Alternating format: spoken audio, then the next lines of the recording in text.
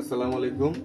আজকে আমরা নতুন একটা বিষয়ে কথা বলবো। আজকের বিষয়টা হচ্ছে আমার এই মাইক্রোস্কোপ নিয়ে। মাইক্রোস্কোপের মডেলটা হচ্ছে মেকানিক ব্র্যান্ডের D75T। এই মাইক্রোস্কোপটা আমি ব্যবহার করতেছি আজকে 2 থেকে আড়াই বছরের মতো হয়। তো এই পর্যন্ত এই মাইক্রোস্কোপটাকে আমি ভিতর থেকে একবারও পরিষ্কার করি নাই। তো এই মাইক্রোস্কোপের ভিতরে যন্ত্রাংশ তেমন কিছু নাই, শুধুমাত্র মিরর গ্লাসগুলো আছে আর কিছু লেন্স আছে। তো আমরা এই মাইক্রোস্কোপটাকে স্টেপ বাই স্টেপ ক্লিন করব, পরিষ্কার করব। নতুন যেমন ছিল, নতুন আমরা যখন কিনতে গেছিলাম তখন আমরা যেভাবে চেক করছি একদম নিট অ্যান্ড ক্লিন পানির মতো, তো আমরা ওইরকম নিট অ্যান্ড ক্লিন করব। তো এটার ভিতরে কিন্তু মোটামুটি ভালো পরিমাণে বালি আছে। হ্যাঁ, এরকম বালি থাকলে হয় কি, আমরা যখন কাজ করি আমরা একটু ঘোলা ঘোলা দেখি, তাতে আমাদের চোখে প্রবলেম হয়। হ্যাঁ, আমাদের চোখে ব্যথা করে বা মাথা ব্যথা করে। তো এইসব জিনিসগুলো আমি ইদানিং ফেস করতেছি বেশি। তো ধুলাবালি কিন্তু কম না, অনেক ধুলাবালি। এটা খুলবো, পরিষ্কার করব, ক্লিন করব স্টেপ বাই স্টেপ। তো আপনারাও পারবেন। আপনাদের মাইক্রোস্কোপ গুলো যদি এমন ঘোলা হয়ে যায় বা দেখতে খারাপ দেখা যায়, সেই ক্ষেত্রে আপনারা কিন্তু এটাকে সেল করে আর একটা নতুন কেনার দরকার নেই। আপনারা পুরাতনটাকে যখন আপনারা ক্লিন করবেন, বুঝেন তো একটা ভিতরে কি আছে, গ্লাস আছে। এই গ্লাসগুলো যদি আপনারা পরিষ্কার করেন আবার এটা আগের মতোই হয়ে যাবে। এখানে যন্ত্রাংশ কিছু নাই যে আপনার এটার একটা মেয়াদ থাকবে, এমন কোনো কিছুই নাই। শুধু মিরর গ্লাস আছে, এগুলাকে ক্লিন করলেই হবে। তো পাশেই থাকেন, দেখতে থাকেন আমাদের ভিডিওটা।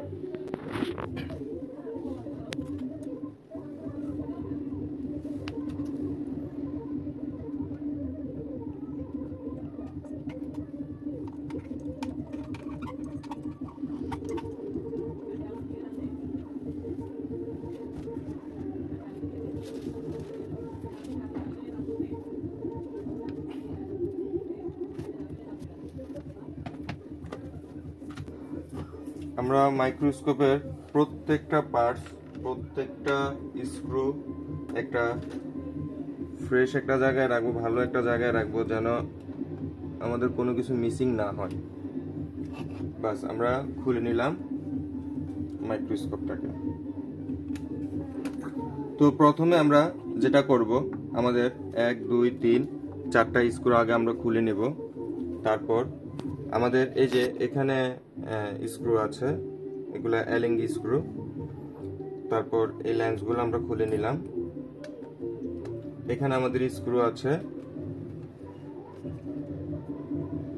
তারপর এই যে এখানে স্ক্রু আছে, এগুলো আমরা খুলে নেব।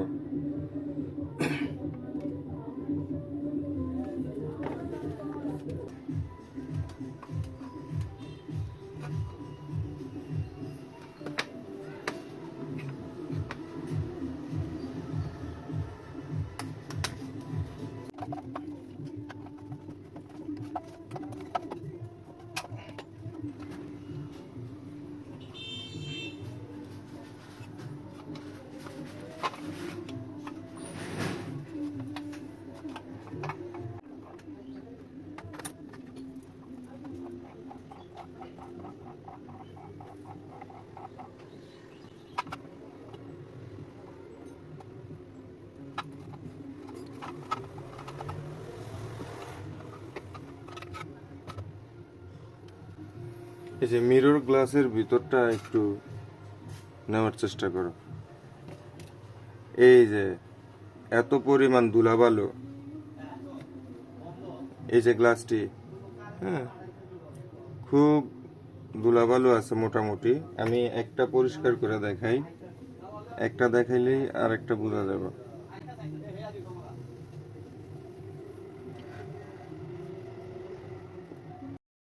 এইটা আর ওইটার ভিতরে ডিফারেন্সটা দেখছেন কতটুক? তো মূলত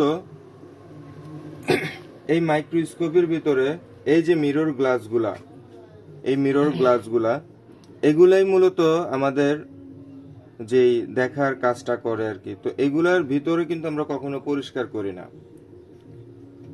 তো আপনারা চাইলে আপনাদের যখন মাইক্রোস্কোপ গুলা বেশি ঘোলাটে হয়ে যাবে, তখন আপনারা এভাবে পরিষ্কার করলে আবার নতুনের মতো গ্লিস দেখা যাবে। হ্যাঁ, তো আমি এটা সম্পূর্ণ পরিষ্কার করে ফেলবো। আমি এই যে এখানে গ্লাস, এখানে গ্লাস, এখানে গ্লাস, এখানে গ্লাস, এগুলো কিন্তু খুব ময়লা হয়ে রয়েছে। এই যে এই ময়লার কারণে হচ্ছে কি আমার কাজ করতে খুব প্রবলেম হয়।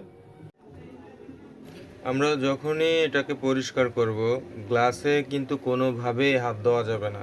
হাতের ছাপ লাগলে কিন্তু আবার ঘোলা হয়ে যাব। আপনারা কোনোভাবেই হাতের ছাপ দিবেন না বা হাত দিয়ে ধরবেন না। সম্পূর্ণটা আপনার যে হোয়াইট ফেব্রিকগুলো আছে, আমরা যে গ্লাস পরিষ্কার করি, হ্যাঁ, প্রোটেক্টর গ্লাসগুলো লাগাই, ওই যে আপনার যে হোয়াইট ফেব্রিকগুলা, এই ফেব্রিকগুলো দিয়ে পরিষ্কার করবেন। খুব সূক্ষ্মভাবে আস্তে আস্তে কাজ করবেন, হ্যাঁ, দ্রুতর কোনো দরকার নাই। আপনার সর্বোচ্চ কাজটা করতে 1.5 থেকে 2 ঘন্টা লাগবে। তা আমি তো ভিডিওটাকে খুব টাইনে টাইনে দিতেছি যেন আপনাদের সময়টা নষ্ট না হয়।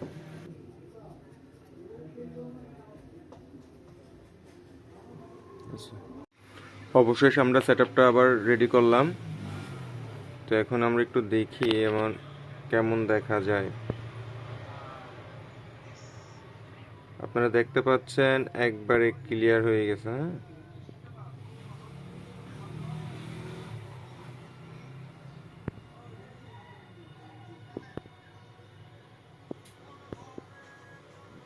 ক্যামেরাতে মূলত ঠিকভাবে ফোকাস করা যায় না মোবাইলের ক্যামেরাতে। তো এইটা এখন একদম ক্লিয়ার হয়ে গেছে। তো আপনারাও চাইলে এভাবে খুলে ওয়াশ করলে কিন্তু আপনাদের মাইক্রোস্কোপটি একদম পরিষ্কার হয়ে যায়, স্বচ্ছ হয়ে যায়। আমার মাইক্রোস্কোপে হচ্ছে আপনার 4K রেজুলেশনের ক্যামেরা লাগানো। তো ওই ক্যামেরা তো দেখতাম যে মনিটরে ঘোলা ঘোলা দেখা যেত, তো এখন কিন্তু একদম ক্লিয়ার হয়ে গেছে। তো আপনারা এভাবে কাজ করে নেবেন। কি দরকার ভাই, একটা মাইক্রোস্কোপ অনেক টাকা দাম। একটা মাইক্রোস্কোপকে আপনারা চাইলে এভাবে ক্লিন করতে পারেন। আর যদি ক্লিন করতে না পারেন বা আপনাদের ভয় লাগে বা কোনো রকম প্রবলেম হয়, সেক্ষেত্রে প্রয়োজনে আমার কাছে পাঠিয়ে দিয়েন, আমি ক্লিন করে দেবো, ওয়াশ করে দেবো। আবার আগের মতোই দেখবেন আপনারা, হ্যাঁ। আর একটা ফেব্রিক দিয়ে কিন্তু একটা মিরর গ্লাসে পরিষ্কার করবেন, বেশি না। ঠিক আছে, সবাই ভালো থাকবেন, সুস্থ থাকবেন, আল্লাহ হাফেজ।